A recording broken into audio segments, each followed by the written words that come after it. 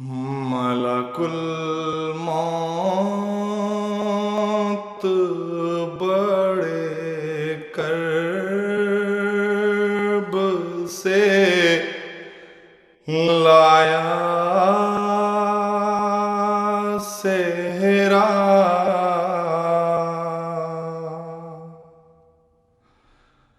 موت نے حسن کا جو سجایا صحرا،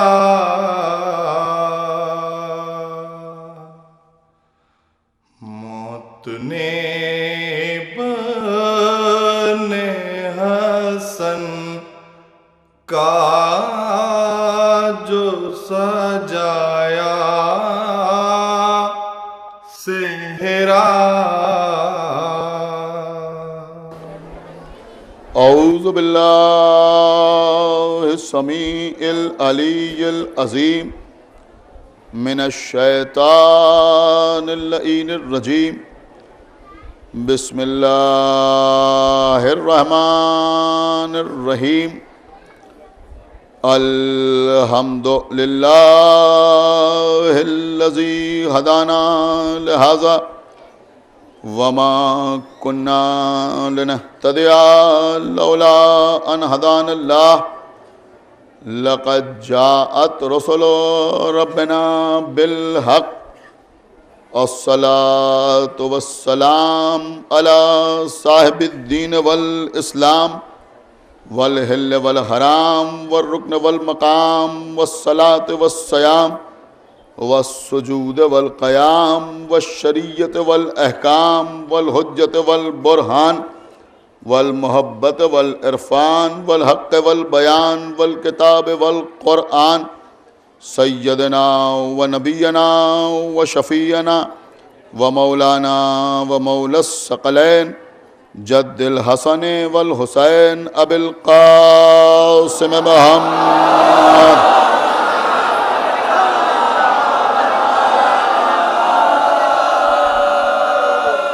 وعلى آله الطيبين الطاهرين المعصومين المظلومين المنتخبين المنتجبين الذين أذهب الله عنهم الرجس وطهرهم تطهيرا۔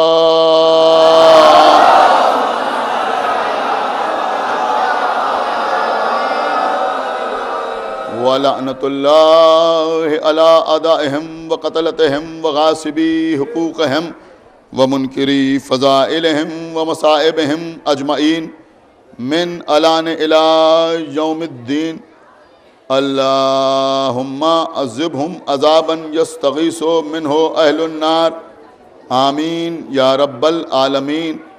أما بعد فقد قال اللہ سبحانہ تبارک و تعالی فی کتابہ المجید وفرقانہ الحمید وقولہ الحق، بسم اللہ الرحمن الرحیم۔ ان الدین عند اللہ الاسلام۔ صلوات بر محمد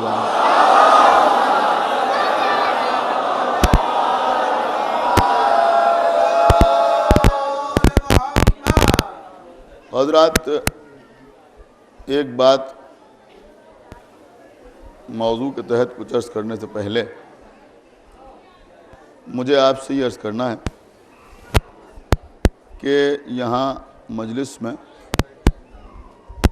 جو میرے چھوٹے بھائی تشریف لاتے ہیں، خصوصاً انہی سے یہ عرض کرنا ہے کہ مجھے اس بات پر فخر ہے کہ میں نے 2 سال پہلے اس امام باڑے میں موبائل کے سلسلے میں آپ سے گزارش کی تھی، اور الحمدللہ ایک بار کہنے کے بعد دوبارہ نہیں کہنا پڑا۔ عزیزوں، میں ان کی خدمت میں یہ عرض کرنا چاہوں گا کہ یہ جو فرش یہاں بچھا ہوا ہے یہ مجلس سے قبل بھی فرش اعضا ہے اور مجلس کے بعد بھی فرش ازا. آپ پہلے سے آگے یہاں تشریف فرما ہوتے ہیں، سبحان اللہ، جزاک اللہ، ماشاء اللہ، لیکن پہلے سے بھی آگے بیٹھیے تو یہ سوچ کے بیٹھیے کہ یہ فرش ازا ہے. اور جو لوگ یہاں بیٹھ کر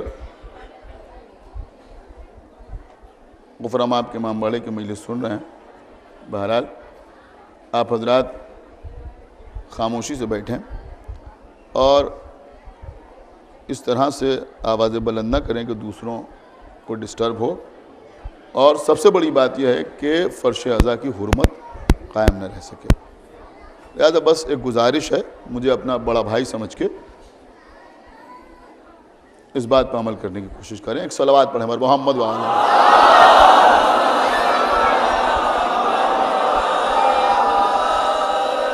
عزیزوں، مسلسل عنوان بیان ہے اسلام آئین عصمت.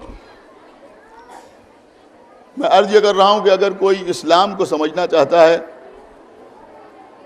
تو اسے کردار عصمت کو دیکھنا ہوگا،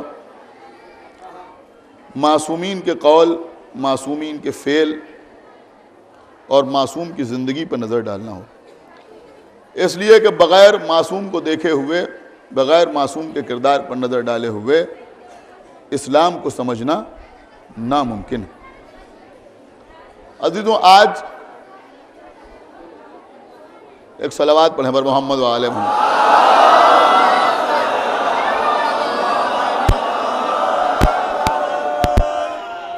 میں خواتین سے بھی گزارش کروں گا کہ وہ خاموش ہو جائیں اور اپنے شیعہ ہونے کا ثبوت دیں. ایک صلوات پڑھیں بآواز بلند بر محمد وعلیہ.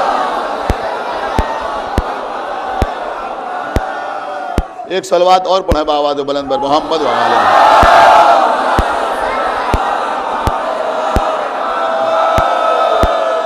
اور میرے خیال میں جو جہاں پہ ہے وہیں پہ بیٹھ جائے، آگے آنے کی کوشش نہ کرے، اس لیے کہ آپ کے آگے آنے سے ذکر اہل بیت میں خلل پڑ رہا ہے. اب آپ جانیں اور اہل بیت جانیں. ایک بآواز بلند صلوات پڑھیں اور بر محمد وعلیہ.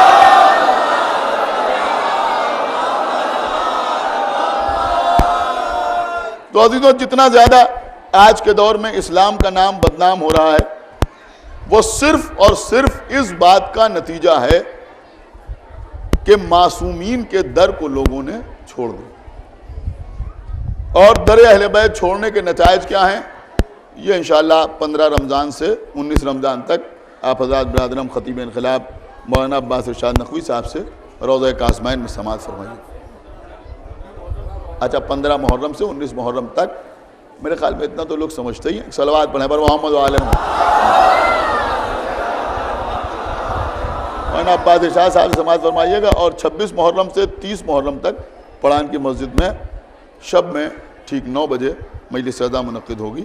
اور اس سال اس خمسے کا عنوان ہوگا رسول آل رسول کی نظر میں. آپ حضرات سے گزارش ہے کہ ان مجالس میں بھی شرکت فرمائیے گا اور ان مجلسوں میں بھی کچھ آپ کے سامنے عرض کرنے کی کوشش کروں گا. بہرحال وہاں پر بھی دوسروں تک یہ پیغام پہنچانا ضروری ہے کہ ہم رسول کو کیا سمجھتے ہیں، لہذا وہاں پر بھی آپ حضرات ضرور تشریف لائیں. تو میں عرض یہ کر رہا تھا کہ اسلام جو بدنام ہوا آج کے زمانے میں وہ صرف اور صرف اس لیے کہ لوگوں نے در اہل بیت کو چھوڑ دیا اور ایسے لوگوں کو اسلام کے نام پر پیش کیا، ایسی شخصیتوں کو پیش کیا کہ جن کا اسلام سے دور دور کا کوئی واسطہ نہیں تھا، اور دہشت گردی کا اور آتنکواد کا نام جہاد رکھ دیا. بھیا یہ ادھر آواز نہیں آ رہی ہے، وہ مائک والے کہاں ہیں؟ سامنے. ایک صلوات پڑھیں بر محمد وعلیہ محمد.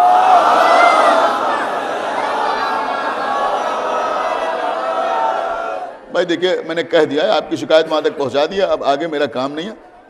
آواز پہنچ جائے تو بہتر ہے، ورنہ صبر فرمائیں، مجلس ہو جائے. ایک صلوات پڑھیں بآواز بلند بر محمد وعلیہ.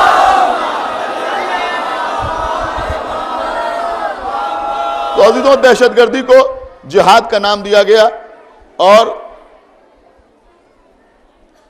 ہر دہشت گرد کو مجاہد قرار دے دیا گیا. لہذا میں یہ سمجھتا ہوں کہ اس زمانے میں اس بات کی بھی ضرورت ہے کہ دنیا تک یہ پیغام پہنچایا جائے اور یہ بتایا جائے کہ حقیقت میں اسلام میں جو جہاد کا کانسیپٹ ہے وہ کیا ہے. اسلام میں جہاد کا جو تصور ہے وہ کیا ہے، اور دنیا کو یہ بتایا جائے کہ فساد اور ہے اور جہاد اور، مفسد اور ہے، مجاہد اور۔ غور فرمائیے، مجاہد اور۔ دیکھیے عزیزوں، میں عجیب بات آپ کے سامنے عرض کر رہا ہوں کہ جو دھوکے سے کسی معصوم کو قتل کر کے بھاگ جائے وہ فسادی کہلاتا ہے، اور جو میدان جنگ میں جم کر قتال کرتا ہوا نظر آئے وہ مجاہد کہلاتا ہے۔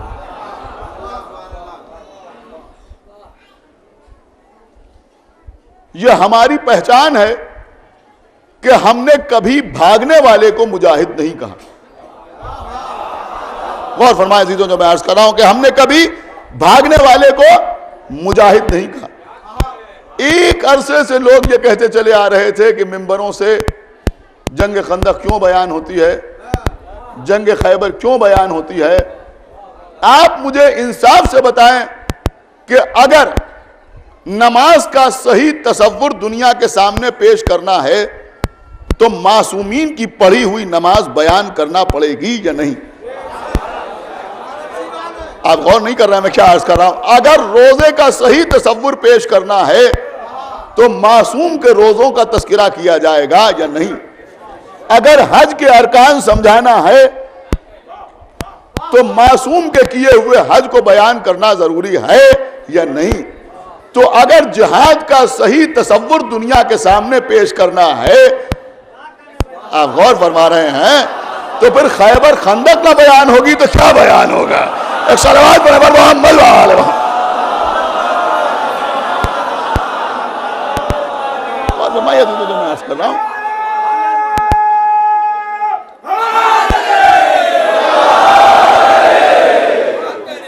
سنیے عزیزوں، پوری توجہ کے ساتھ سنیے۔ میں عالم اسلام کے سامنے ایک سوال رکھنا چاہتا ہوں کہ ہمیں یہ بتاؤ کہ جہاد کی ابتدا کہاں سے ہوئی؟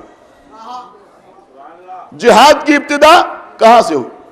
سب سے پہلی جنگ جو رسول اللہ نے لڑی وہ کون سی جنگ تھی؟ تو جواب دیا گیا کہ پہلی جنگ تھی جنگ بدر۔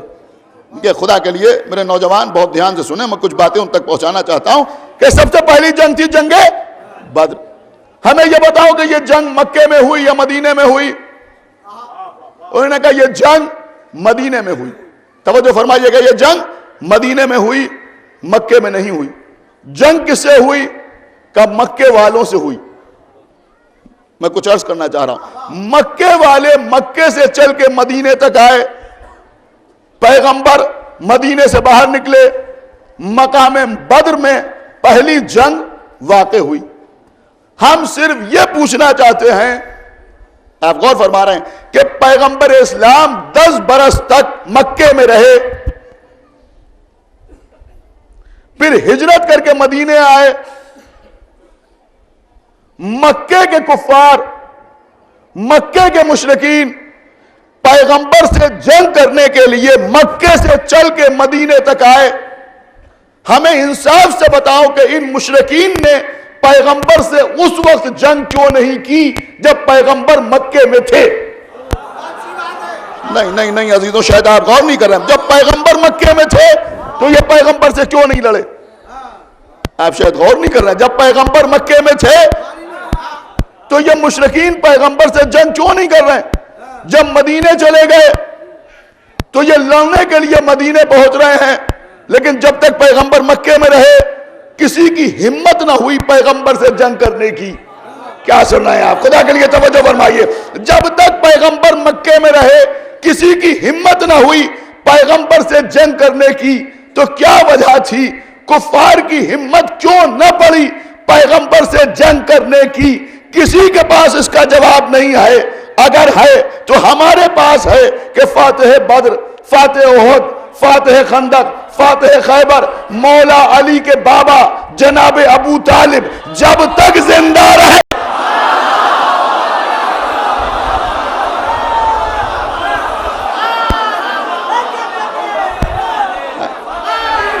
ایک صلوات اور بڑے بڑے محمد وآلہ محمد۔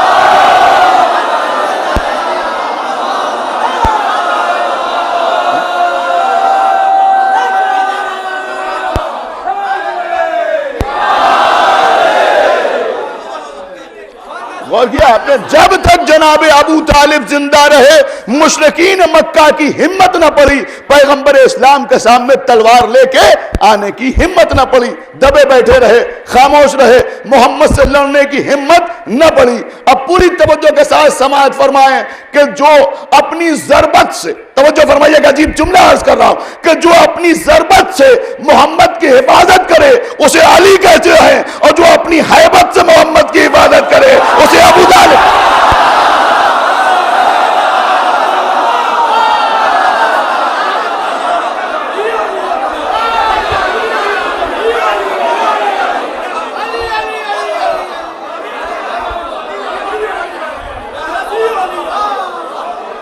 جو اپنی ہیبت سے محمد کی حفاظت کرے اسے ابو طالب کہتے ہیں۔ یہ ابو طالب کی ہیبت تھی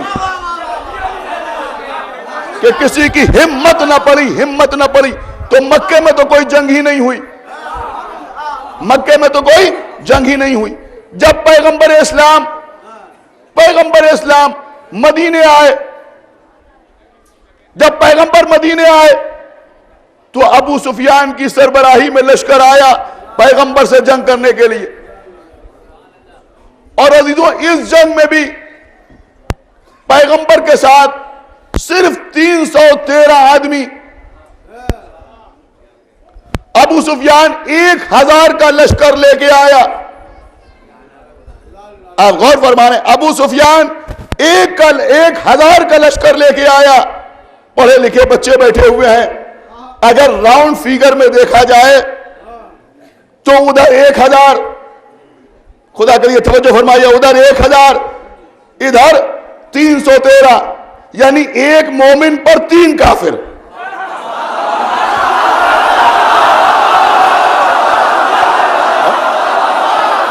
ایک صلوات پر محمد صلی اللہ علیہ وسلم۔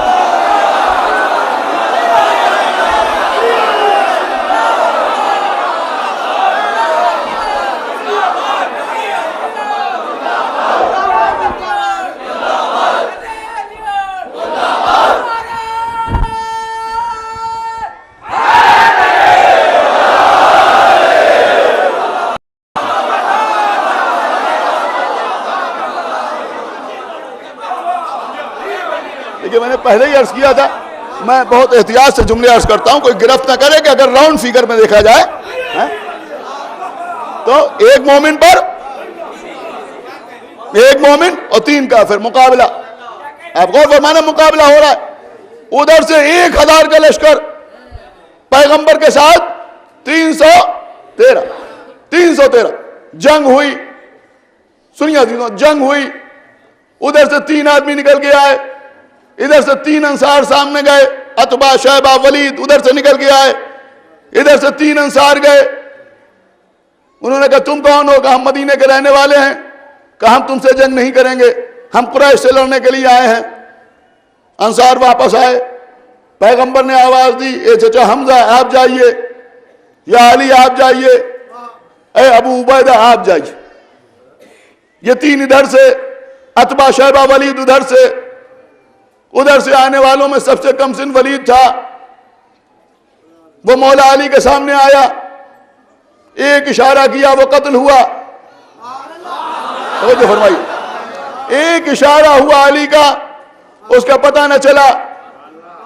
غور فرمائیے، اور ادھر حمزہ کا مقابلہ اس کے باپ سے ہوا۔ تاریخ میں ملتا ہے کہ حمزہ نے اسے اکیلے نہیں مارا، بلکہ مولا علی کی شرکت سے اسے قتل کیا۔ ادھر ابو عبیدہ اور شیبہ کے درمیان جنگ ہوئی، شیبہ نے زخم لگایا، ابو عبیدہ کی ٹانگ کے اوپر، پیر کے اوپر، یہ زخمی ہوئے۔ مولا علی تیزی سے آگے بڑھے، اسے بھی قتل کیا۔ پوری جنگ بدر مجھے آپ کے سامنے نہیں عرض کرنا ہے، میں کچھ اور آج عرض کرنا چاہ رہا ہوں۔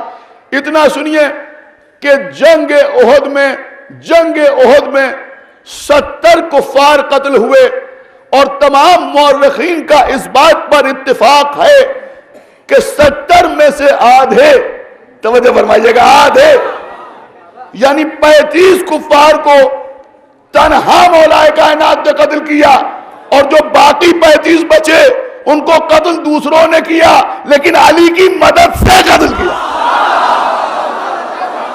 ایک صلوات پڑھو محمد وآلہ محمد.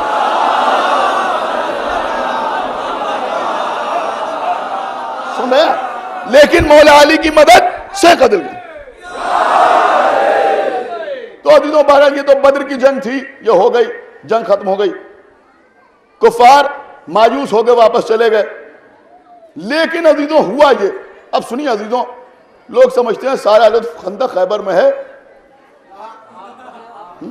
مولا کا کرم ہے کہ ہم جو جنگ پڑھیں گے آپ کو وہی لطف آئے گا انشاءاللہ. ایک صلوات پڑھیں بر محمد وآلہ محمد. باب المراد کا کرم ہے، میری کیا حیثیت ہے. عزیزوں سنیے پوری توجہ کے ساتھ. 70 کفار قتل ہوئے. جب آس پاس رہنے والے یہودیوں کو یہ معلوم ہوا کہ قریش محمد سے لڑنے کے لیے گئے تھے اور شکست کھا کے واپس پلٹے، تو قریش کو جوش دلانے کی خاطر یہودی مکے پہنچے اور ان کے شعراء نے کچھ نظمیں کہیں. آپ غور فرما رہے ہیں، غم مناتے ہوئے پہنچے، آنسو بہاتے ہوئے پہنچے، اور جانے کے بعد جو لوگ مارے گئے تھے ان کی شان میں شعر پڑھ پڑھ کے لوگوں کو ورغلانا شروع کیا اور یہ کہا دیکھو اس کو کس بے دردی سے قتل کر دیا، اس کو کس بے رحمی سے قتل کر دیا، اور پھر کہا اب کی تم چلو ہم بھی تمہارے ساتھ چلیں گے. سنیے عزیزو، ہم بھی تمہارے ساتھ چلیں گے. احد کے میدان میں قریش بدلہ لینے کی خاطر آئے. پوری توجہ کے ساتھ سنیے گا، بدلہ لینے کے لیے خاطر آئے. کچھ آپ نے غور کیا، یہ جنگ کسی جنگ سے ملتی جلتی ہے. یہاں بھی مولا علی کو ورغلایا جا رہا ہے، یہاں بھی مولا علی کے خلاف ورغلایا جا رہا ہے اور لوگوں سے کہا جا رہا ہے دیکھو علی نے تمہارے بھائی کو مار ڈالا، علی نے تمہارے بیٹے کو قتل کر ڈالا، علی نے تمہارے ماموں کو قتل کر ڈالا، علی نے تمہارے باپ کو مار ڈالا. لوگوں کو ورغلایا جا رہا ہے. اب نہ معلوم آپ محسوس کر رہے ہیں یا نہیں کر رہے ہیں. اور ورغلانے والے یا یہودی ہیں یا ہندا ہے. کیا سنا آپ نے؟ آپ غور نہیں کیا، یہ یہودی ہیں یا ہندا ہے. ورغلایا، اور ورغلانے کے بعد ابو سفیان چلا، اور یہ ہندا اس لیے پریشان تھی کہ اس کا بھائی مارا گیا تھا، اس کا باپ مارا گیا تھا، لہذا اب جو لشکر چلا تو یہ ہندا بھی ایک ناقے پر سوار ہو کے چلی. کیا سن رہا ہے؟ خدا کے لیے توجہ فرمائیے، میں کیا عرض کر رہا ہوں. یہ ہندا بھی ایک ناقے پر سوار ہو کے چلی، جوش دلاتی ہوئی چلی کہ آگے بڑھو، اپنے مقتولوں کے قتل کا انتقام لو. اور عزیزوں، مولانا ذل حسنین زیدی صاحب نے سیرت امیر المومنین میں جنگ احد کے واقعے میں ایک بات یہ بھی تحریر کی ہے کہ جب یہ لوگ چلے، توجہ فرمائیے گا، جب یہ لوگ چلے، اب آپ کے حوالے ہے، آپ کو اختیار ہے چاہے جیسے سنیں، جب یہ چلے تو یہ اپنے ایک بہت بڑے بت کو جس کا نام ہبل تھا اس کو انہوں نے ایک ناقے پر بٹھا دیا اور لے کے چلے. دیکھیں ابھی میں نے کہا کہ وہ ہبل تھا، ہبل تھا، ہبل تھا، لیکن حقیقت یہ ہے کہ ہبل تھا نہیں بلکہ تھی. دیکھیے علماء کرام تشریف فرما ہے. اب میں کیا عرض کروں آپ کے سامنے، یہ ہبل تھا نہیں بلکہ تھی. اصل میں خانہ کعبہ میں جتنے اصنام رکھے ہوئے تھے، آپ غور فرمانا، جتنے اصنام رکھے ہوئے تھے یہ مرد نہیں تھے. آپ غور نہیں فرمانا میں کیا عرض کر رہا ہوں، یہ مرد نہیں تھے. بیٹھ جاؤ بیٹا، کیا کیوں ڈسٹرب کرو، بیٹھ جاؤ. ایک صلوات پڑھیں پر محمد وآل محمد. کیا بات ہے بیٹا، کیا ہے، کیا چکا ایسے تو ادھر کر کے ادھر نہیں. ایک صلوات اور پڑھیں پر محمد وآل محمد. سنیے بڑی اہم باتیں عزیزوں یوں ہی نکل جاتی ہیں ذہن سے. پوری توجہ کے ساتھ آج سماعت فرمائے کہ جتنے اصنام کعبے میں رکھے ہوئے تھے، جہاں جہاں مجمع ہے، بڑے غور سے سنیں، یہ سب کے سب مرد نہیں تھے، یہ سب کے سب مؤنث تھے. ایک جملہ کہوں گا دیوتا نہیں تھے، سب دیویاں تھی. غور فرمائیے، میں تو جائز کر سب کی سب دیویاں تھی. یہ ہبل کو لے کے چلے، ہبل کو لے کے چلے. آپ نہ سمجھیں گے تو کون سمجھے گا؟ لشکر جا رہا ہے، ہبل کو آگے آگے ناکے پر بٹھائے ہوئے ہیں، لے کے جا رہے ہیں. یا یوں سمجھیے کہ کفار اپنی ماتا کی قیادت میں آ رہے ہیں. آپ غور نہیں کر رہا بچہ؟ ارے کچھ یاد آ رہا ہے آپ کو؟ نہیں یاد آ رہا؟ ایک صلوات محمد محمد علیہ وسلم.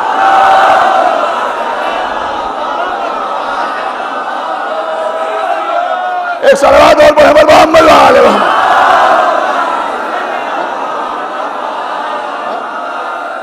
ہبل کی قیادت میں چلے.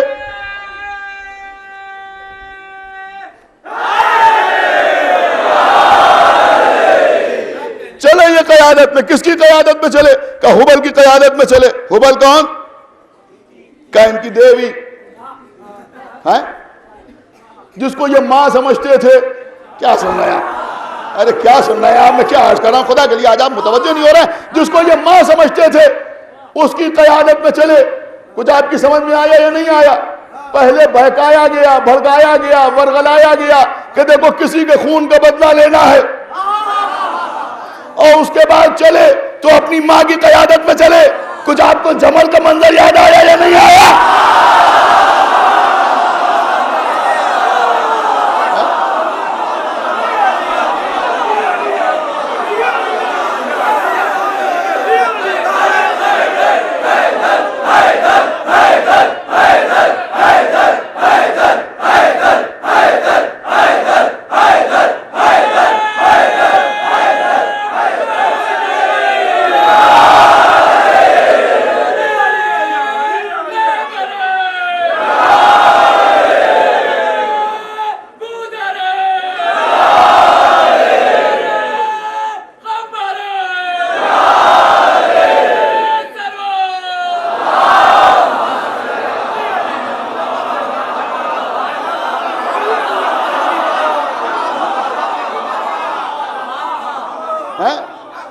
یہاں بھی ناقے پہ ماں، وہاں بھی ناقے پہ ماں. احد کے میدان میں ہبل ناقے کے اوپر سوار، یہ لے کے چلے. دیکھیے عزیزوں، ایک دلیل میرے پاس اور ہے کہ یہ جو ہبل تھا یہ عورت تھا، مرد نہیں تھا. اور جتنے اصنام تھے یہ سب عورتوں کی مورتیاں تھیں، مردوں کی نہیں تھی. مگر وہ دلیل ایسی ہے کہ میں ممبر سے آپ کے سامنے بیان نہیں کر سکتا. انشاءاللہ 2 مہینے کے بعد کہیں موقع ملا تو آپ کے سامنے عرض کروں گا. صلوات محمد علیہ. ہاں آپ سمجھیے میں ہوا میں نہیں عرض کر رہا ہوں، میرے پاس ایک بہت پختہ دلیل ہے، اور وہ دلیل سوائق محرقہ سے ہے. کبھی موقع ملا تو میں آپ کے سامنے عرض کروں گا. لیکن بہرحال اس وقت میں نے اس کو ملتوی کیا اس لیے کہ ممبر کا بھی کچھ احترام ہے، ہر بات نہیں عرض کی جا سکتی. سنیے عزیز، تو بہرحال ادھر سے یہ قافلہ آ رہا ہے، ادھر پیغمبر اسلام دیکھ رہے ہیں، اور بڑے تذک و احتشام کے ساتھ لوگ ابو سفیان کو بھی ایک ناقے پر بٹھائے ہوئے، اس کا ایک بیٹا شیبہ اس کے ناقے کو کھینچ رہا ہے، اس کا دوسرا بیٹا معاویہ پیچھے سے ناقے کو ہانک رہا ہے. پیغمبر نے ان کو آتے ہوئے دیکھا، اور جب آتے ہوئے دیکھا تو پیغمبر نے کہا کہ جو اونٹ پر سوار ہے اس پر بھی لعنت. سنیے عزیزو، سنیے. اور جو اسے کھینچ رہا ہے اس پر بھی لعنت، اور جو اسے ہانک رہا ہے اس پر بھی لعنت. کیا سن رہے ہیں آپ؟ خدا کے لیے توجہ فرما، جہاں مت میں بول رہا ہوں پوری ذمہ داری کے ساتھ عرض کر رہا ہوں. جو کھینچ رہا ہے اس پر بھی لعنت. دیکھیں یاد کیجئے گا عزیزوں کہ میں نے بھی آپ کے سامنے کبھی جنگ احد پڑھی تھی، کہ جو کھینچ رہا ہے اس پر بھی لعنت، جو ہانک رہا ہے اس پر بھی لعنت، جو ناکے پر سوار ہے اس پر بھی لعنت. سب نے لکھا. اب ہمیں بتاؤ کہ یہ پیغمبر نے کس پر لعنت کی؟ یا ذات پر لعنت کی یا صفت پر لعنت کی؟ اگر ذات پر لعنت کی تو یاد رکھنا جو ایک بار لعنت اللہ ہو جائے وہ زندگی پر رضی اللہ نہیں ہو سکتا.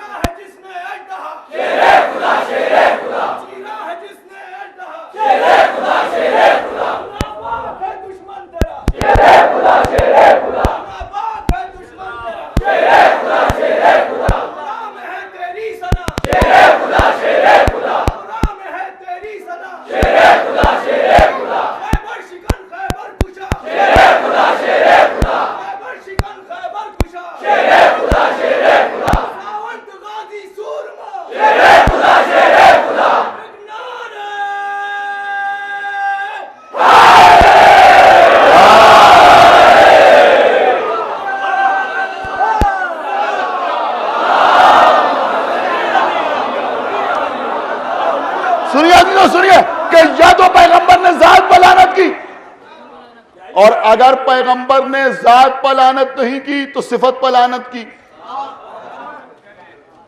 صفت کیا تھی؟ بھئی ہمارا جیسا آدمی تو دیکھ کے یہی سمجھا کہ صفت یہ تھی کہ ناقے پر بیٹھ کے عصمت سے جنگ کرنے کے لیے آ رہا تھا. آپ نے کچھ غور نہیں کیا؟ ناقے پر بیٹھ کے عصمت سے جنگ کرنے کے لیے آ رہا تھا تو وہ خود بھی قابل لعنت، جو ناقے کو کھینچے وہ بھی قابل لعنت، جو ناقے کو ہانکے وہ بھی قابل لعنت. تو بہرحال مقابلے پہ آیا. اب سنیے جنگ احد کی کیفیت بیان کر رہا ہوں. مقابلے پہ آیا. اب عجیب عالم ہے. ابو سفیان سردار بن کے آیا ہے، اس کی بیوی ساتھ ہے. آپ غور فرما رہے ہیں، حبل ایک ناقے کے اوپر ہے، لشکر لڑنے کے لیے آیا. ظاہر سی بات ہے کہ جب جنگ شروع ہوئی تو ایک طرف احد کی پہاڑی تھی، اس میں ایک درہ تھا. پیغمبر اسلام نے عبداللہ ابن جبیر کو حکم دیا کہ تم اس درے پر تعینات رہو. 50 آدمی ان کے ساتھ بٹھا دیے. خدا کے لیے توجہ فرمائیے گا. 50 آدمی ان کے ساتھ بٹھا دیے اور ان سے کہا دیکھو ہم کامیاب ہوں یا شکست کھائیں، تم یہ درہ نہ چھوڑنا، یہاں پہ بیٹھے رہنا، اس لیے کہ مجھے اس بات کا خوف ہے کہ درے کے پیچھے سے کوئی حملہ نہ کر دے. غور فرمانا، درے کے پیچھے سے کوئی حملہ نہ کر دے. عزیزوں ان کو وہاں چھوڑا اور اس کے بعد لشکر جنگ کرنے لگا. مولا کائنات نے تلوار نکالی، جنگ شروع ہوئی. توجہ فرمائیے کہ جنگ شروع ہوئی. پہلا شخص سامنے آیا علم لے کے، علی نے تلوار چلائی، وہ علمدار قتل ہوا. دوسرے نے کفار کا علم اٹھایا، علی نے اسے قتل کیا. تیسرے نے کفار کا پرچم بلند کیا، علی نے اسے قتل کیا. تاریخ میں لکھا کہ علی نے 9 پرچم برداروں کو قتل کیا. کیا سنا آپ نے؟ 9 پرچم برداروں کو قتل کیا. جب 9 قتل ہو گئے تو لشکر بھاگنے لگا. جب 9 آدمی قتل ہو گئے تو لشکر بھاگنے لگا. جب لشکر بھاگنے لگا تو مسلمان آگے بڑھے. اب لوٹ شروع ہو گئی، مال غنیمت لوٹنا شروع کر دیا. اس لیے کہ وہ لوگ اپنا سامان چھوڑ کے بھاگ رہے تھے، تلوار چھوڑ کے بھاگے، ڈھال چھوڑ کے بھاگے، مال و متاع چھوڑ کے بھاگے. ان کے خیمے خالی ہو گئے. مسلمانوں نے لوٹنا شروع کیا. اب جو ادھر لوٹ مچنے لگی، ادھر درے کے اوپر جن لوگوں کو رسول اللہ نے بٹھایا تھا، جلدی عرض کر رہا ہوں، تفصیلات عرض کرنے کا موقع نہیں ہے. درے کے اوپر جن کو بٹھایا تھا انہوں نے عبداللہ ابن جبیر سے کہا دیکھیے جنگ فتح ہو گئی، اب ہم کو بھی چلنا چاہیے، اس لیے کہ اگر ہم نہیں گئے، توجہ فرمائیے گا، اگر ہم نہیں گئے تو مال غنیمت سے محروم ہو جائیں گے. عبداللہ ابن جبیر نے کہا تم اتنے جلدی بھول گئے کیا سنا ہے آپ؟ اتنے جلدی بھول گئے؟ رسول اللہ نے کہا تھا کہ تم اس درے کو نہ چھوڑنا. اور دیکھو جہاں تک مال غنیمت کا سوال ہے، رسول تم کو تمہارا حصہ ضرور دیں گے.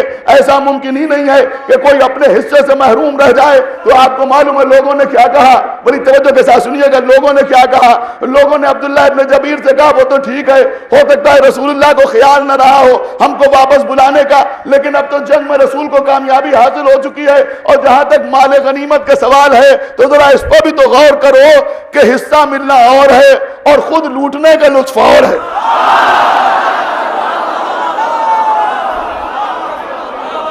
ایک صلوات پڑھو محمد آل محمد. کا حصہ ملنا اور ہے اور خود اپنے ہاتھوں سے لوٹنے کا لطف اور ہے. قسم خدا کی یہی الفاظ ہیں جو میں آپ کے سامنے عرض کر رہا ہوں. اور دوسری بات یہ ہے کہ مال تو ملے گا لیکن جو اچھی اچھی چیزیں ہیں وہ دوسروں میں بڑھ جائیں گی. ہم کو چھٹا ہوا مال ملے گا، لہذا انہوں نے چھوڑ دیا. عبداللہ ابن جبیر تنہا رہ گئے. جو 50 آدمی تھے وہ بھول گئے کہ محمد نے کیا کہا تھا. آپ غور نہیں کر رہے، وہ بھول گئے کہ محمد نے کیا کہا تھا. دوڑ کے میدان میں آ گئے. آج لوگ ہم سے کہتے ہیں صاحب یہ کیسے ممکن ہے کہ غدیر میں نبی علی کو ہاتھوں پہ اٹھا کے دکھائیں اور من کن تو مولا فرمائیں اور 2 مہینے کے اندر لوگ بھول جائیں. بات ہماری سمجھ میں نہیں آتی. ارے ہمیں بتاؤ 2 مہینے کا وقت تو بہت ہوتا ہے. احد کے میدان میں کیا سننا ہے آپ؟ ایک صلوات پڑھو محمد آل محمد.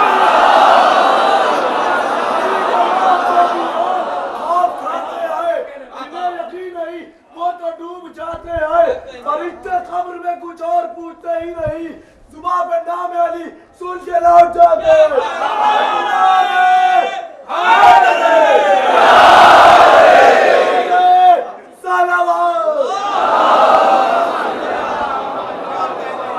سنیے بھائی، مجھے پڑھ لینے دو پوری توجہ کے ساتھ. آپ سنیں تو کچھ دیر میں بھول گئے کہ رسول نے کیا کہا تھا. پھر ایک جملہ آپ کے حوالے کر رہا ہوں، انشاءاللہ آپ خاموش نہیں بیٹھے رہیں گے. پوری توجہ کے ساتھ سماعت فرمائیں. کچھ دیر میں بھول گئے، سنیے قبلہ، کچھ دیر میں بھول گئے کہ رسول نے کیا کہا تھا. کیوں بھول گئے؟ کہ بھول اس لیے گئے کہ غنیمت سامنے تھا. میں کیا عرض کر رہا ہوں؟ غنیمت سامنے تھا. اب انصاف سے بتاؤ کہ جو کچھ گھنٹوں میں غنیمت کے لالچ میں محمد کی بات بھول سکتے ہیں، وہ 2 مہینے بعد خلافت کی لالچ میں محمد کی بات کیا؟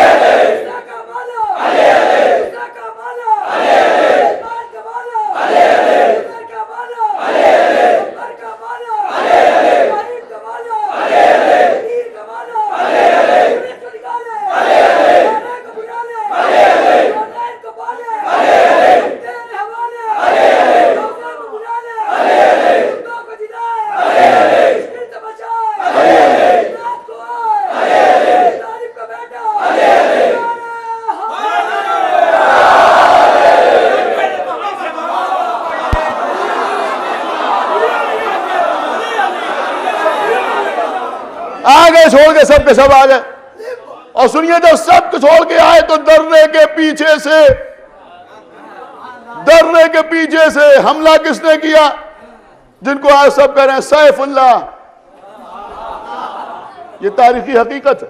مالک بن نویرہ کے قاتل خالد بن ولید نے پیچھے سے حملہ کیا لشکر لے کے.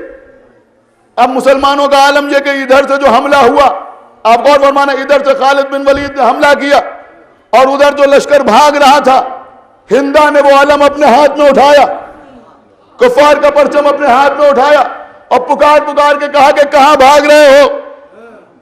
دیکھو پیچھے سے ہمارے سپاہیوں نے حملہ کر دیا. اب وہ بھاگتے ہوئے بھی واپس آئے. اب مسلمان بیچ میں پسپا ہونے لگے، مسلمان بیچ میں پسپا ہونے لگے، اور ہم نہیں کہہ رہے ہیں۔ تاریخ طبری دیکھو، تاریخ عاصم کوفی دیکھو، تاریخ ابن خلدون دیکھو، سب نے اس بات پر اتفاق کیا ہے کہ اب جو افراتفری کا عالم پیدا ہوا تو سوائے مولا علی کے میدان میں نبی کے پاس کوئی نہ تھا۔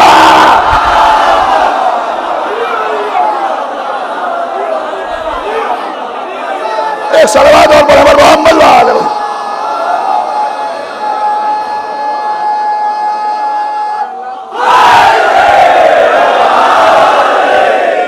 سوائے مولا علی کے، سنیے عزیزوں،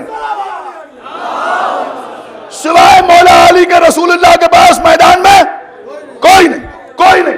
اور اس وقت کفار نے پیغمبر اسلام کو ٹارگٹ کیا، پیغمبر اسلام کی طرف پتھر پھینکنا شروع کیے۔ ایک پتھر پیغمبر کی پیشانی پہ پڑا، ایک پتھر پیغمبر کے ہونٹوں پہ پڑا، ہونٹوں سے خون جاری ہوا، پیشانی سے خون جاری ہوا۔ اب جو مولا علی نے یہ کیفیت دیکھی، اب جو مولا علی نے یہ کیفیت دیکھی، قسم خدا کی کسی جنگ میں علی نے یہ کام نہیں کیا جو کام جنگ احد میں کیا، اس لیے کہ اب جو محمد کی پیشانی سے خون بہتے ہوئے دیکھا تو علی کی آنکھوں میں بھی خون اتر آیا۔ ایک مرتبہ میرے مولا نے تلوار کو بے نیام کیا، اور راوی نے لکھا کہ اس وقت میں نے دیکھا کہ علی نے جلال کے عالم میں میان کو 2 حصوں میں تقسیم کر کے پھینکا۔ کیا سن رہے ہیں آپ؟ ابھی تو خدا کے لیے سنیے جو میں عرض کر رہا ہوں۔ علی نے میان کو توڑا اور توڑنے کے بعد پھینکا اور تلوار لے کے حملہ کیا، تلوار لے کے حملہ کیا۔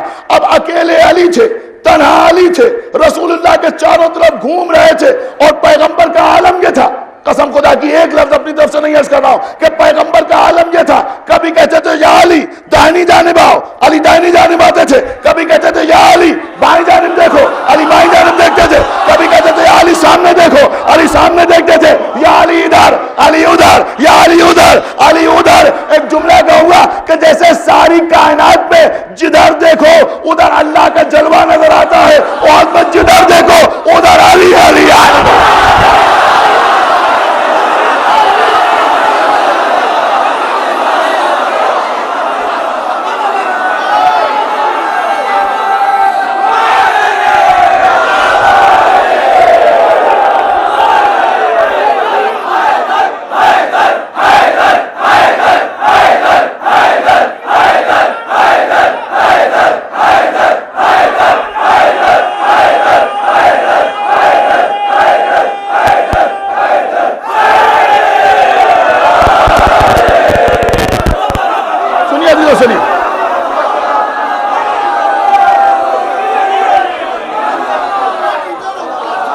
سن لیجیے جی، انشاءاللہ یاد کیجیے گا آج کی اس مجلس کہ جدھر دیکھو ادھر علی، شمال میں علی، جنوب میں علی، مشرق میں علی، مغرب میں علی، جدھر دیکھو ادھر علی، جدھر دیکھو ادھر علی۔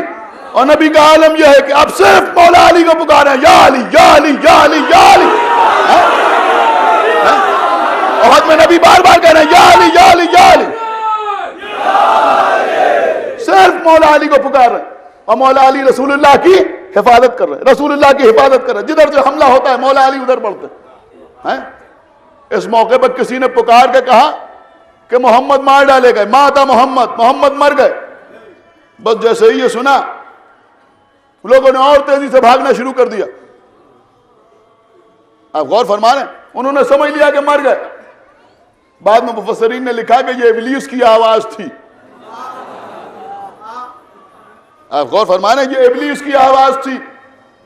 تو ایک جملہ کہوں گا کہ آواز جب سب نے سنی تو مولا علی نے بھی سنی۔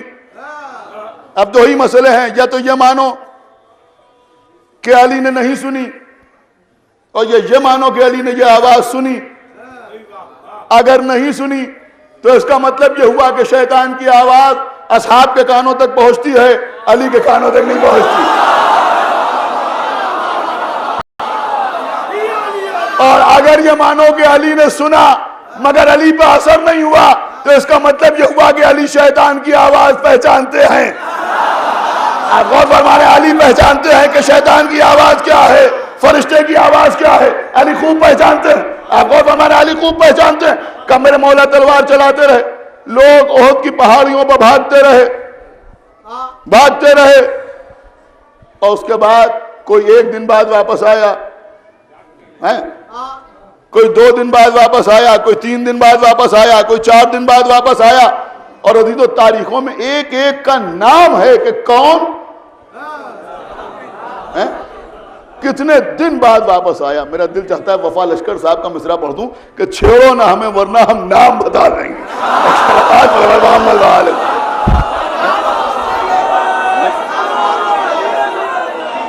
ایک صلوات اور پڑھیں محمد وآلہ۔ آپ غور فرما رہے ہیں؟ تو عزیزوں نہ معلوم کون کتنے دن میں واپس آیا، لیکن بہرحال عزیزوں آپ نے بہت سن لیا، بس میں نے بات کو تمام کیا، دامن وقت میں گنجائش بھی نہیں ہے کہ میں بہت زیادہ تفصیلات آپ کے سامنے عرض کروں۔ بس اتنا سنیے کہ جب مولا کائنات نے رسول اللہ کی حفاظت کی، اسی اثنا میں علی کی تلوار ٹوٹی۔ جب علی کی تلوار ٹوٹی تو اللہ نے آسمان سے ذوالفقار بھیجا، ملک قصیدہ پڑھتا ہوا آیا، لا فتح الا علی لا سیف الا ذوالفقار۔ اب عزیزوں سنیے، جب نبی بچ گئے، کیا سن رہے ہیں؟ جب نبی بچ گئے تو جبریل امین نبی کے پاس آئے اور آنے کے بعد کہا، یا رسول اللہ آپ نے دیکھا کہ سب چلے گئے مگر علی آپ کو چھوڑ کے نہیں گئے۔ اب آپ کو اختیار ہے، چاہے جیسے سنیں، سب چلے گئے مگر علی آپ کو چھوڑ کے نہیں گئے۔ تو نبی نے فرمایا کہ ایسا کیوں نہ ہو، اس لیے کہ علی منی وانا من ہو، علی مجھ سے ہے میں علی سے ہوں۔ نبی بتانا چاہ رہے ہیں کہ جو چلے گئے نہ وہ مجھ سے نہ میں ان سے۔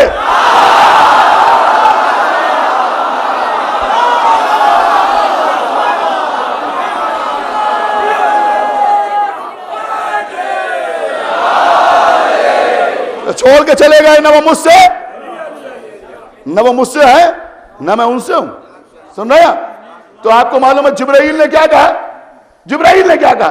عجیب و غریب اسٹیٹمنٹ ہے جناب جبرائیل کا۔ جب رسول اللہ نے فرمایا کہ کیوں نہ ہو ایسا، اس لیے کہ علی منی وانا من ہو، علی مجھ سے ہے میں علی سے ہوں۔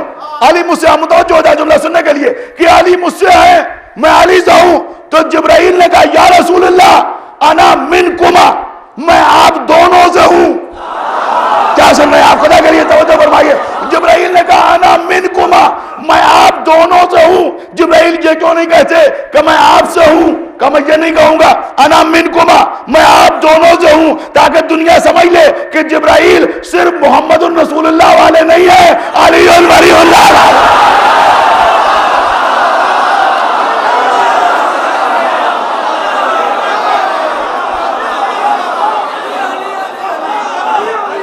وانا منکما،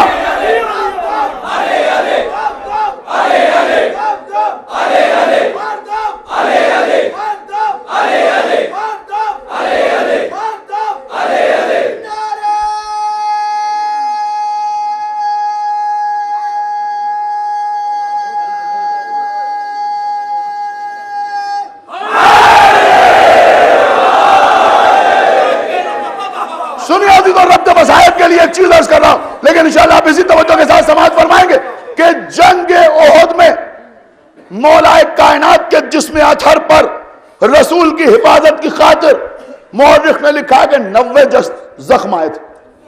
90 زخم آئے تھے مولا علی کے جسم اطہر پر رسول اللہ کی حفاظت کی خاطر۔ آپ غور فرمانا، 90 زخم آئے تھے مولا علی کے، اور مولا علی کا عالم یہ تھا کہ ایک ہاتھ میں عالم لیے ہوئے تھے اور ایک ہاتھ سے تلوار چلا رہے تھے۔ اب علامہ مجلسی نے اپنی کتاب حیات القلوب میں ایک عجیب و غریب منظر پیش کیا ہے، قسم خدا کی ہماری جان قربان ابو طالب کے بیٹے کے اوپر۔ ہو سکتا ہے آپ پہلی بار سن رہے ہو، بڑی عجیب و غریب بات میں آپ کے سامنے عرض کر رہا۔ علامہ مجلسی تحریر کرتے ہیں کہ جب علی جنگ کر رہے تھے تو ایک مرتبہ علی کا داہنا ہاتھ زخمی ہوا، اور جب علی کا داہنا ہاتھ زخمی ہوا تو نبی نے فرمایا کہ یا علی تم اپنے بائیں ہاتھ میں علم لے لو، اس لیے کہ تم میرے علمدار ہو دنیا میں بھی، کیا سن رہے ہیں آپ، دنیا میں بھی اور آخرت میں بھی۔ نبی نے بتایا کہ علمدار وہ ہوتا ہے جس کے دونوں ہاتھوں میں علم آئے۔ ارے کیا سن رہے ہیں آپ، خدا کے لیے توجہ فرمائیے۔ عرض کر گیا میں آپ کے سامنے، علمدار وہ ہوتا ہے جس کے دونوں ہاتھوں میں علم آئے۔ اب آپ کو کچھ یاد آیا، احد میں علی کا ایک ہاتھ زخمی ہوا، دوسرے ہاتھ میں علم لیا۔ کربلا میں عباس کا ایک ہاتھ قلم ہوا، دوسرے ہاتھ میں علم لیا۔ جیسے احد میں علی علمدار،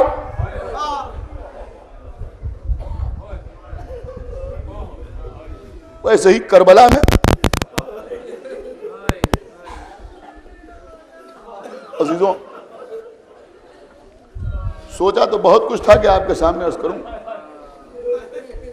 لیکن بھائی آج 7ویں محرم،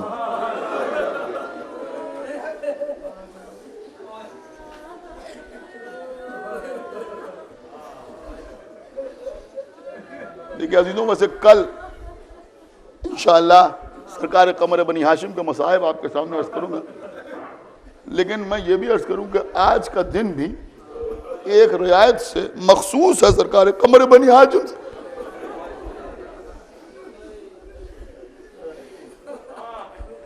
اس لیے کہ یہی دن وہ ہے کہ جب خیموں میں پانی ختم ہو گیا۔ آج ہی کا دن وہ ہے کہ جب خیموں میں پانی ختم ہو گیا۔ عزیزوں آج ہی کا دن تھا کہ جب چھوٹے چھوٹے بچے ہاتھوں میں خالی کوزے لیے ہوئے آقا ابوالفضل عباس کے گرد جمع تھے۔ العطش العطش العطش کی آوازیں بلند ہو رہی، ہائے پیاس، حسین ابن علی کی پیاس،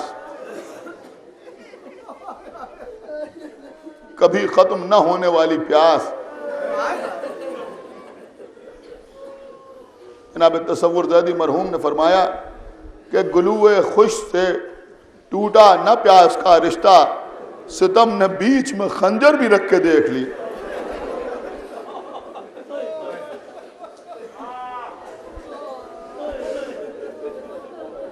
اور عزیزوں بس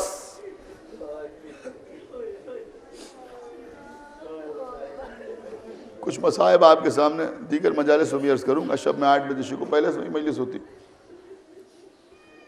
اس وقت صرف اتنا کہ آج 7ویں محرم ہے، 2 رعایتیں ہیں، ایک تو حسین کی پیاس اور دوسرے حسن کا یتیم قاسم۔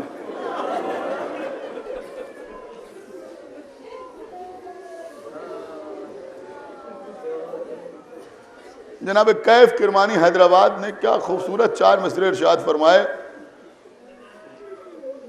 زندگی بھر رونے کے لیے کافی ہیں۔ وہ کہتے ہیں قاسم کچھ ایسے تم نے فرائض ادا کیے، کیسے رہوں بغیر تمہاری ثنا کیے۔ ارے بابا نے دل کے ٹکڑے کیے دین پر نثار، تم نے تو سارے جسم کے ٹکڑے فدا کیے۔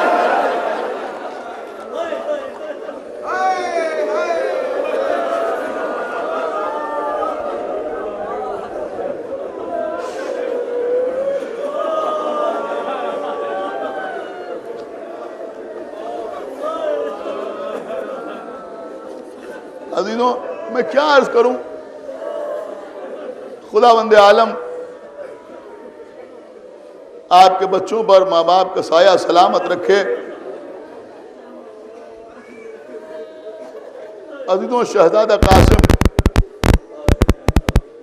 3 برس کے سن میں یتیم ہوں، سنا آپ نے، 3 برس کے سن میں جناب قاسم یتیم ہو گئے۔ کربلا میں 13 برس کا سن تھا۔ سن 50 ہجری میں امام حسن علیہ السلام کی شہادت ہوئی تھی۔ 3 برس میں جناب قاسم یتیم ہو گئے، 3 برس میں یتیم ہو گئے تھے جناب قاسم۔ امام حسین علیہ السلام نے جناب قاسم کو بھی اپنی آغوش پہ ویسے ہی پالا تھا جیسے علی اکبر کو پالا تھا۔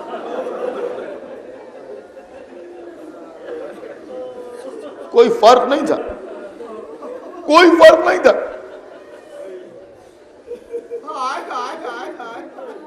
جناب قاسم تھے ضرور یتیم، لیکن آقا حسین نے 13 برس کی عمر تک قاسم کو یتیمی کا احساس نہیں ہونے دی۔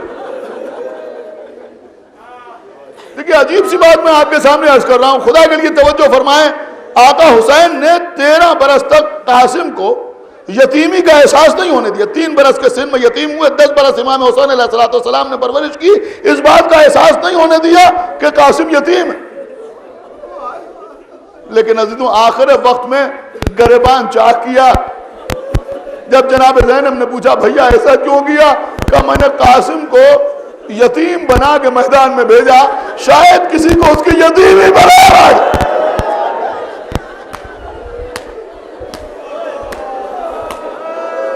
روئی عزیزو روئی۔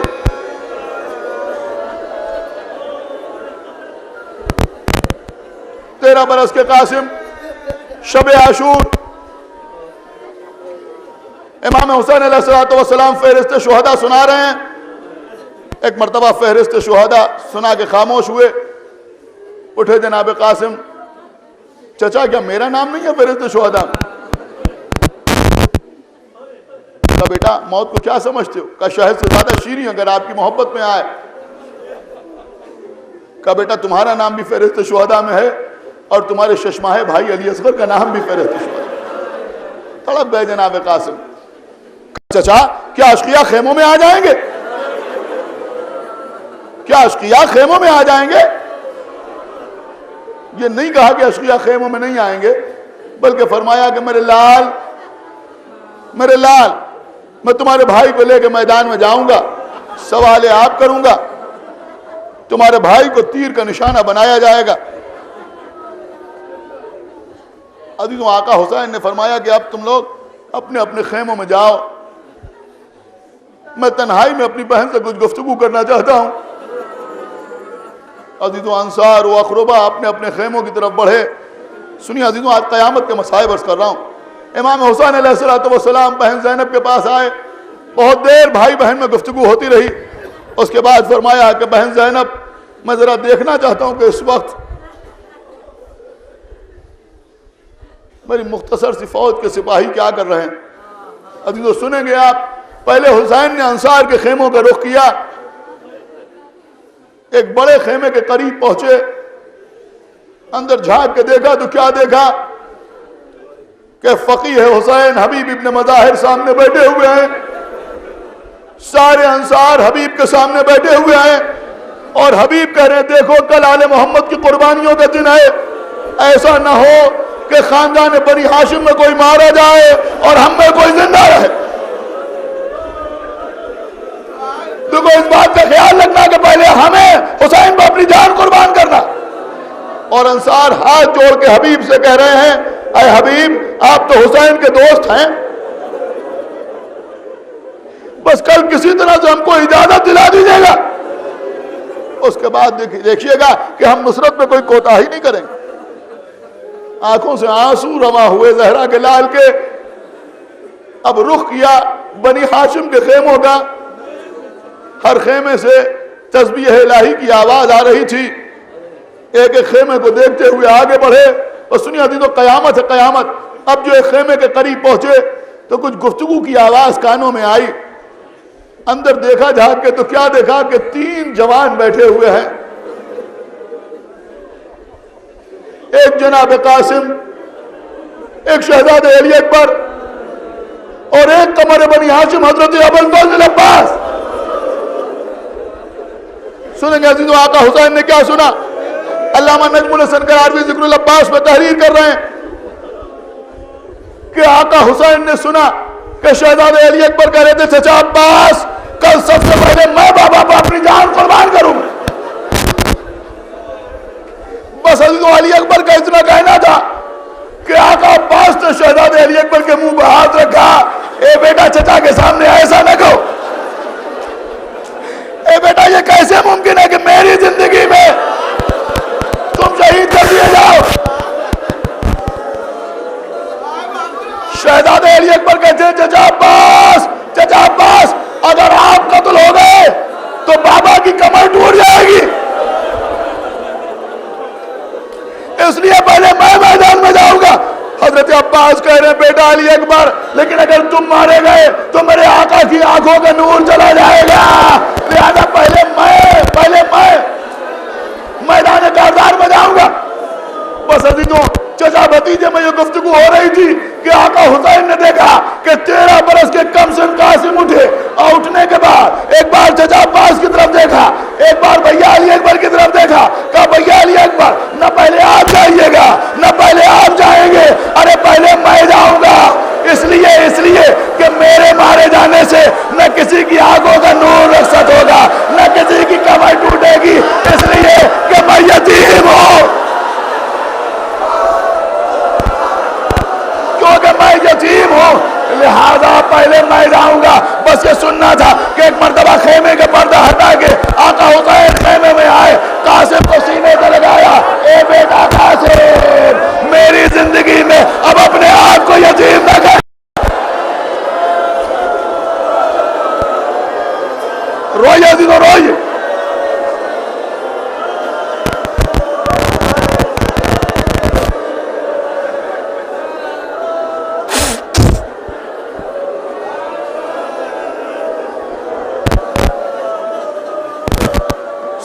سنیے خدا کے لیے آج رونے میں کوئی کمی نہ کیجیے گا۔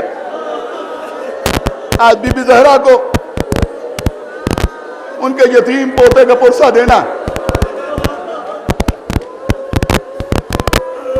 عزیزوں روز عاشور جب طفلان مسلم شہید ہو گئے، اون محمد کے لاشیں آ گئے، قاسم بار بار چچا کے سامنے چچا میدان میں جانے کی اجازت دیجئے، چچا میدان میں جانے کی اجازت دیجئے، ہر بار آقا حسین روک لیتے ہیں، بیٹا قاسم تم تو میرے بھیا حسن کی نشانی ہو، میں تمہیں میدان میں جانے کی اجازت کیسے دے دوں، لیکن قاسم بار بار اجازت مانگ رہے ہیں۔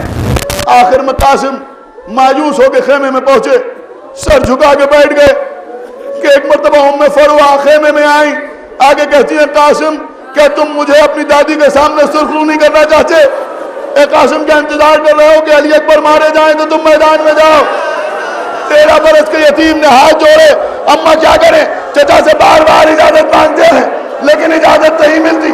ایک مرتبہ ام فروہ کو کچھ یاد آیا، کہا بیٹا قاسم مجھے یاد آ رہا ہے جب تمہارے بابا کو جودہ بنت وحشت نے زہر دیا، تمہارے بابا کے جگر کے 72 ٹکڑے تخت میں گرے، اس وقت تمہارے بابا نے تمہیں بلایا، تمہارے 3 برس کا سن تھا، ایک تعویذ تمہارے بازو کو باندھا تھا اور یہ کہا تھا دیکھو جب کوئی سخت مصیبت کا وقت ہو تو اس تعویذ کو کھول لینا، یہ تعویذ تمہاری مشکل کشائی کرے گا، یہ تعویذ تمہاری حاجت روائی کرے گا، اے بیٹا قاسم یہ تعویذ کھولو، اس وقت یہی تمہارے کام آئے گا۔ قاسم کے بازو پر سے تعویذ کو کھولا، دیکھا اس میں لکھا ہوا تھا بیٹا قاسم کربلا کے میدان میں میں نہ ہوں گا، میری جانب سے تم حسین کے اوپر اپنی جان قربان کر دینا۔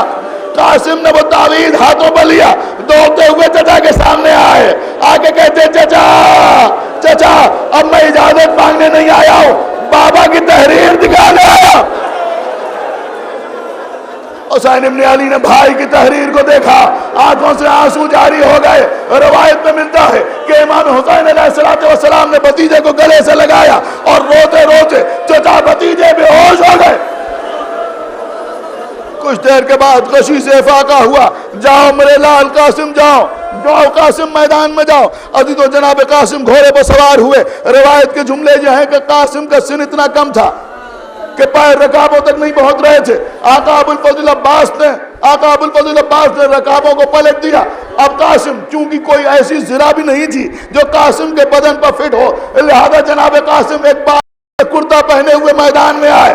آنے کے بعد رجس پڑھا، قسم خدا کی قیامت ہے قیامت، قاسم نے رجس پڑھا، رجس پڑھنے کے بعد حملہ کیا، ایک شخص سامنے آیا اسے قتل کیا، دوسرا سامنے آیا اسے قتل کیا۔ پوری جنگ مجھے نہیں پڑھنا ہے، اتنا سنیے کہ ازرق شامی کے 7 بیٹوں کو قاسم نے قتل کیا۔ پھر ازرق شامی جھومتا ہوا آیا، قاسم نے آگے بڑھ کے اس کی کمر پہ وار کیا، اسے بھی 2 حصوں میں تقسیم کیا۔ اب ایک مرتبہ کسی نے پکار کے کہا ارے کیا کرتے ہو، یہ اسی حسن کا بیٹا ہے جس نے جمل کے میدان میں تلوار کے جوہر دکھائے تھے، جس نے صفین میں شمشیر تنی کی تھی۔ ارے اس بچے پر مل کے حملہ کرو، اس بچے پر مل کے حملہ کرو۔ اب عزیزو ہزاروں کا لشکر 13 برس کے قاسم پر ٹوٹ پڑا۔ حسن کا یتیم شہزادہ چاروں طرف سے سپاہیوں سے گر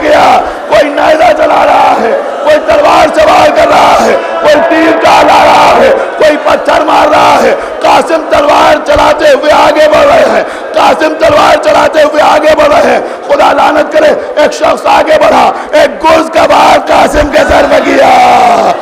حسن کا 13 برس کا یتیم زمین کربلا پہ آیا, آواز دی یا اماں,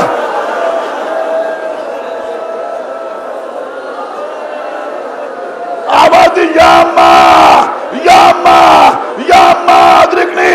بس ادینوں جیسے یہ کہا, امام حسین آواز دیتے ہیں بھیا پاس دوڑو, بیٹا علی اکبر آگے بڑھو.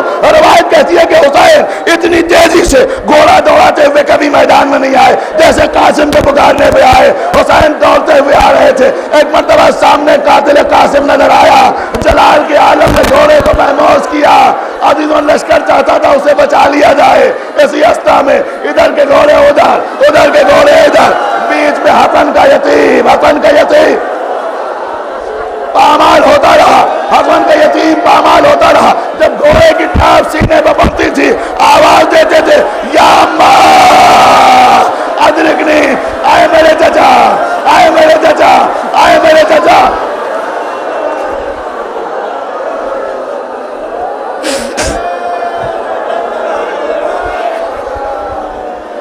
آئے میرے چچا میری مدد کے لیے آئیے. عزیزوں میری زبان میں وہ قوت نہیں کہ میں آپ کے سامنے وہ مسائل بول سکوں. پوری توجہ کے ساتھ یہ جملہ سنیے, اور جتنا رونا ہو رو لیجئے. کہ قاسم کا عالم یہ تھا کہ جب تک گھوڑے پر رہے قاسم تھے, زمین پہ آئے تقسیم ہو.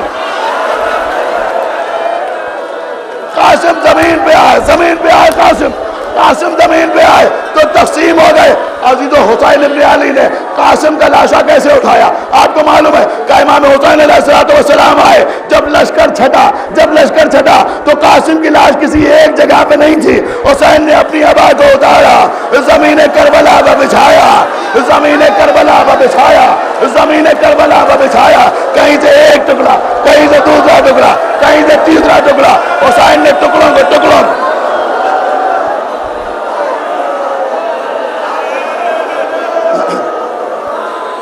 حسین نے ٹکڑوں کو جمع کیا, حسین نے ٹکڑوں کو جمع کیا. توجہ فرمائیے گا, حسین نے قاسم کی لاش کے ٹکڑوں کو جمع کیا.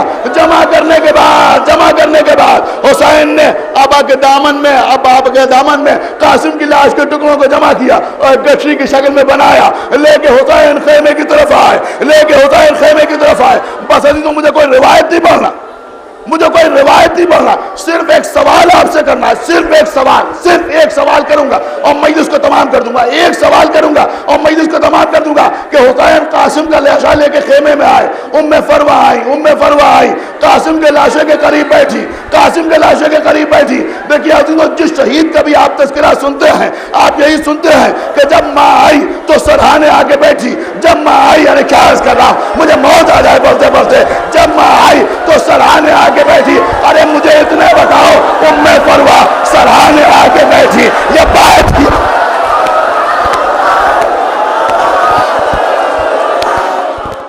ملک الموت بڑے کرب سے لایا صحرا,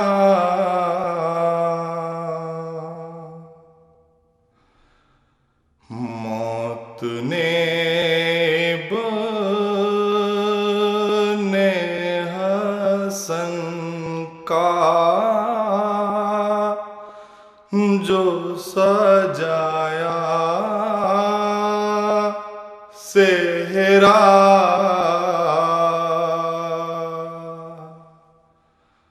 موت نے بنے حسن کا